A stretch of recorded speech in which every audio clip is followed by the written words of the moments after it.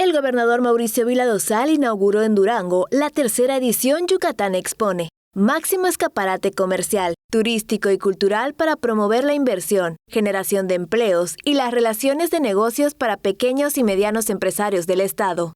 El gobernador de Durango, José Rosas Aispuro Torres y Mauricio Vila inauguraron la muestra que se realizará el domingo en la Plaza Cuarto Centenario de 11 a 22 horas. El gobernador aseguró que por 4 días se busca mejorar e incrementar las ventas de los expositores, porque en la pandemia el turismo fue un sector muy castigado. Aispuro Torres reconoció que la suma de esfuerzos representa la oportunidad para seguir estrechando lazos de cooperación comercial y empresarial.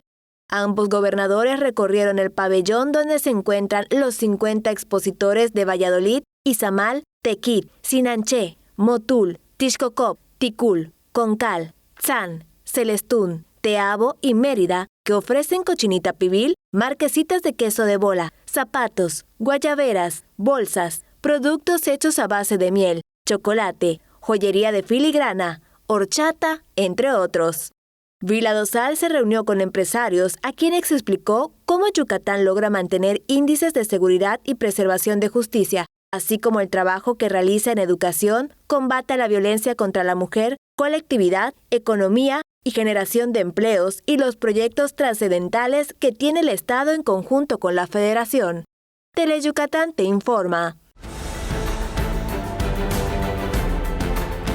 Teleyucatán te informa, lunes a viernes, 8 de la noche.